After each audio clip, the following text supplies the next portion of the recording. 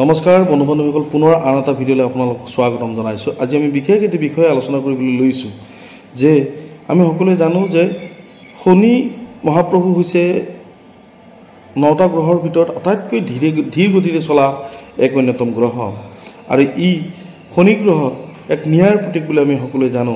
শনি গ্ৰহৰ সুপ্ৰভাৱত ব্যক্তি ৰাজকীয় পদমৰ্যাদা বা ৰাজকীয়ভাৱে সা সন্মান বা যান বাহন ক্ৰয় ইত্যাদি শুভ কাৰকতা যথেষ্ট দেখিবলৈ পোৱা যায়। আৰু তাৰ লগে লগে শনিৰ অশুভ প্ৰতিক্ৰিয়াও দেখিবলৈ পোৱা যায়। যদি শনি অস্তমিত হৈ থাকে বা শনি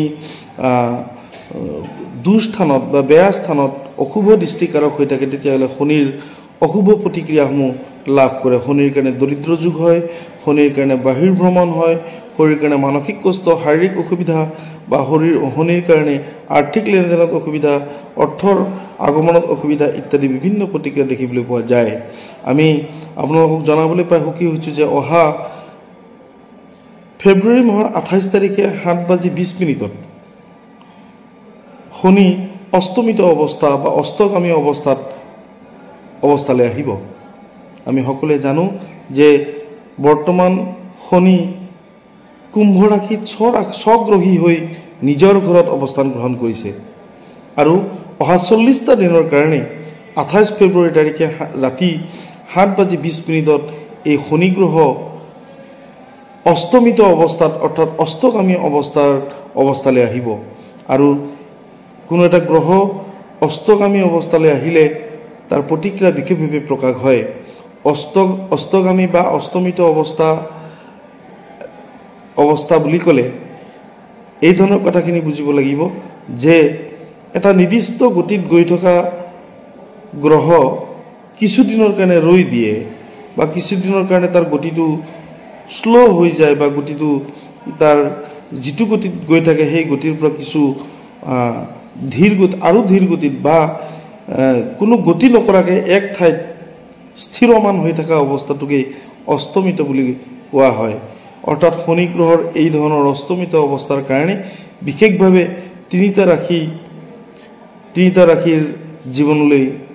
চাৰিটা ৰাশিৰ জীৱনলৈ অত্যন্ত সুফল কঢ়িয়াই আনিব। আমি প্ৰথমতে জনাবলৈ বিচাৰিছোঁ এই 4টা ৰাশিনো কোন কোন হ'ব বা কোন কোন সৌভাগ্যশালী 4টা ৰাশিয়ে শনিৰ এই অস্তমিত অৱস্থাৰ প্ৰতিক্ৰিয়া লাভ কৰিব। তাৰ আগতে এটা বিশেষ অনুৰোধ, যদি মোৰ চেনেলটো এতিয়ালৈ আপুনি ছাবস্ক্ৰাইব কৰা নাই তেনেহ'লে মোৰ এই চেনেলটি ছাবস্ক্ৰাইব কৰিবৰ কাৰণে আহ্বান জনাইছোঁ আৰু আপোনাৰ বন্ধুবৰ্গলৈ মোৰ এই ভিডিঅ'সমূহ লৈ যাবৰ কাৰণে আহ্বান জনাইছোঁ। আহক আমি ভিডিঅ'টোৰ ভিতৰলৈ যাওঁ।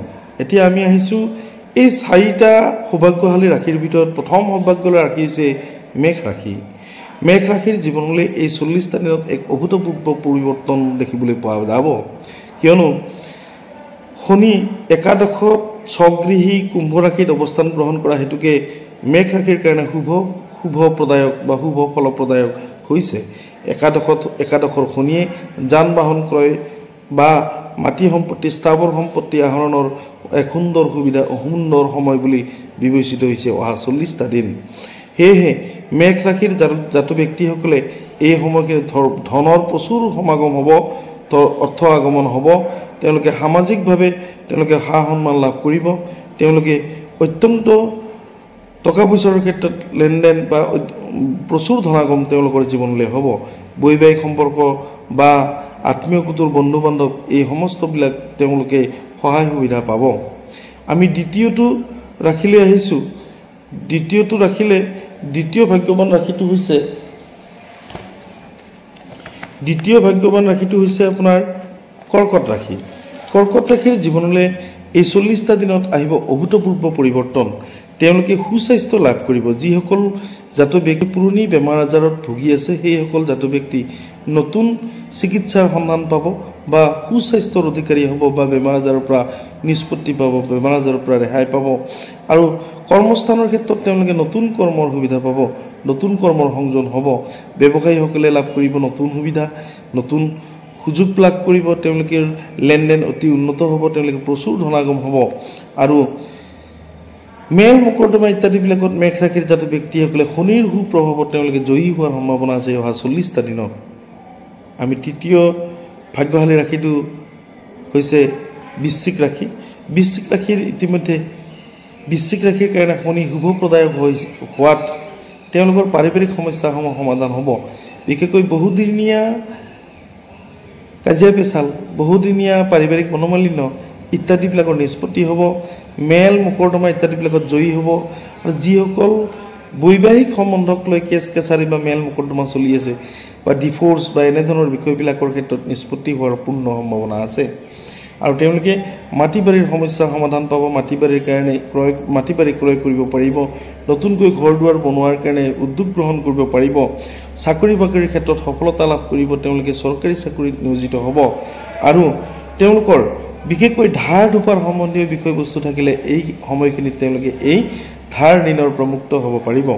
আমি চতুৰ্থ ভাগ্যশালী ৰাশিটোলৈকে আহিছোঁ। চতুৰ্থ ভাগ্যশালী ৰাশিটো হৈছে মকৰ ৰাশি। মকৰ ৰাশিত যিহেতুকে ৭.৫ যুগ চলি আছে মকৰ ৰাশিৰ কাৰণে, আৰু এই মকৰ ৰাশিত ৭.৫ যুগ চলি থকা হেতুকে কুপ্ৰভাৱিত হৈ আছিল শনি গ্ৰহৰ পৰা। আৰু এই ৪০টা দিনত ৭.৫ যুগৰ কুপ্ৰভাৱৰ পৰা মুক্ত হৈ তেওঁলোকে সুপ্ৰভাৱ লাভ কৰিব মকৰ ৰাশিৰ জাতক জাতিকাসকলে।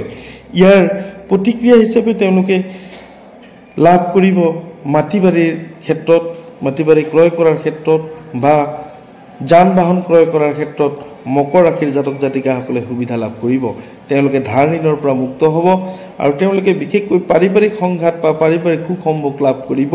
পাৰিবাৰিক সংঘাত আঁতৰি যাব বা নিষ্পত্তি হ'ব। মেল মোকৰ্দমাত যিসকল ব্যক্তি জড়িত হৈ আছে সেইসকলৰ কাৰণে থাকিব নতুন খবৰ। বৈবাহিক সম্বন্ধ কৰিবলগীয়া এই ৪০টা দিনত এক সুন্দৰ পৰিৱৰ্তন বা শনিৰ সুপ্ৰভাৱত এক অভাৱনীয় পৰিৱৰ্তনৰ সন্মুখীন হ'ব। বন্ধু বান্ধৱীসকল, শনি গ্ৰহৰ এই অস্তমিত হোৱা অৱস্থাৰ ওপৰত এই ধৰণৰ ব্যাখ্যাখিনি লৈ আপোনালোকৰ মাজত উপস্থিত হৈছিলোঁ। যদি ভিডিঅ'টো ভাল লাগে তেতিয়াহ'লে এটা লাইক কৰিব আৰু কমেণ্টত লিখিবলৈ নাপাহৰিব। ওম নমঃ শিৱায়। ধন্যবাদ।